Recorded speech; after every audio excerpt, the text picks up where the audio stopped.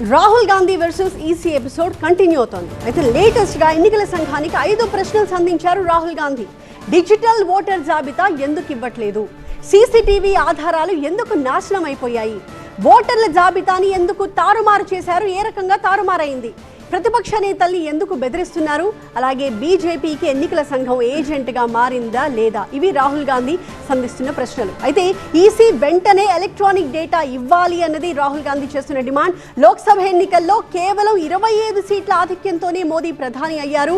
Electronic data ఇస్తే 25 MP సీట్లను మోదీ దొంగ ఓట్లతో గెలుచుకున్నట్టుగా తాను నిరూపిస్తాను అంటూ సంచలన వ్యాఖ్యలు చేశారు రాహుల్. एक एक करके पकड़ेंगे, मेरी बात याद रखना, क्योंकि आप अगर इस पर हमला करोगे तो हम आप पर हमला करेंगे। ये हिंदुस्तान की आवाज है, याद रखिए।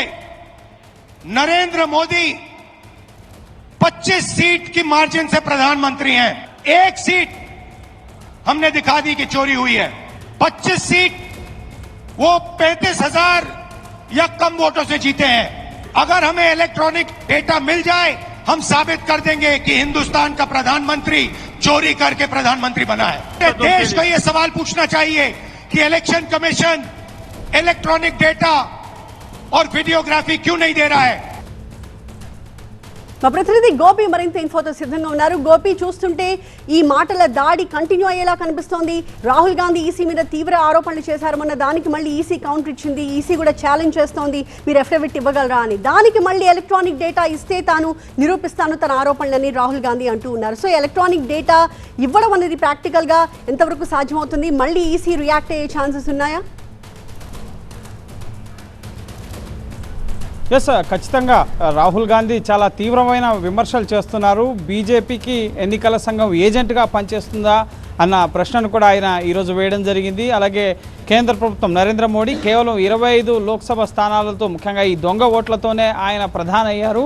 ఎలక్ట్రానిక్ ఓటర్ల జాబితా తనకు ఇస్తే కనుక దాన్ని నేను ఖచ్చితంగా నిరూపిస్తాను అని చెప్పి రాహుల్ గాంధీ ఎన్నికల సంఘానికి సవాల్ విసురుతున్న పరిస్థితి. అయితే మీరు బహిరంగంగా ఎన్నికల సంఘం పనితీరుని, ఓటర్ల జాబితాని విమర్శించడం కాదు, మీరు రిటర్న్గా ఒక కంప్లైంట్ ముఖ్యంగా ఎన్నికల సంఘానికి ఇవ్వచ్చు కదా. మీ అభ్యంతరాలు ఏవైతే ఉన్నాయో, మీరు చెప్తున్న డేటా ఏదైతే ఉందో అది ఎన్నికల సంఘానికి ఇవ్వచ్చు కదా అని చెప్పి ఎన్నికల సంఘం కౌంటర్ కూడా వేస్తున్న పరిస్థితి ఉంది రాహుల్ గాంధీకి. బీహార్ ఓటర్ల జాబితా సవరణలో బీహార్లో 65 లక్షల ఓటర్లను తొలగించినప్పుడు దానికి సంబంధించి ఒక్క అభ్యంతరం కూడా ఇప్పటివరకు ఒక్క రాజకీయ పార్టీ కూడా విపక్షాల నుంచి ఫైల్ చేయలేదు అని చెప్పి చెప్తూనే రాహుల్ గాంధీ తన అభ్యంతరాలని నేరుగా ఎన్నికల సంఘం వద్దకు వచ్చి ఇవ్వచ్చు కదా, ఎందుకు ఎన్నికల సంఘాన్ని విమర్శిస్తున్నారు అని చెప్పి పూర్తిగా బీహార్లో ఎన్నికలు అయిపోయిన తర్వాత తన అభ్యంతరాలను ఎన్నికల సంఘం ముందు, ఇప్పుడు ఏ విధంగా అయితే ఇటు మహారాష్ట్ర, హర్యానా, మధ్యప్రదేశ్, కర్ణాటకలో ఎన్నికలు అయిపోయిన తర్వాత ఇప్పుడు ఎన్నికల వ్యవస్థ పైన, ఓటర్ల జాబితా పైన అభ్యంతరాలను లేవనెత్తుతున్నారు.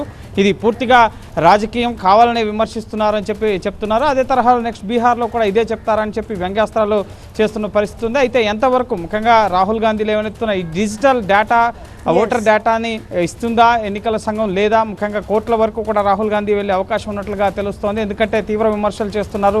ప్రధాని 25 స్థానాల్లో ముఖ్యంగా రిగ్గింగ్ చేసి నకిలీ ఓట్లతో గెలిచారంటున్నారు కాబట్టి సో ఖచ్చితంగా బీజేపీ కూడా రాహుల్ గాంధీ వ్యాఖ్యలను తీవ్రంగా ఖండిస్తున్న పరిస్థితి ఉంది. సో నెక్స్ట్ ఈసీ కూడా దీనిపైన ముఖ్యంగా రాహుల్ గాంధీకి వివరణ కోరుతూనే తన వద్ద ఉన్న డేటా, ఎందుకంటే ఆల్రెడీ ఈ డేటా మీ దగ్గర ఉంది, మళ్ళీ నన్ను డేటా అడుగుతారేంటని చెప్పి కూడా రాహుల్ గాంధీ అంటున్నారు. సో చూడాలి మరి ఈసీ దీనికి ఏ విధంగా ఫుల్ స్టాప్ పెడుతుంది అనేది.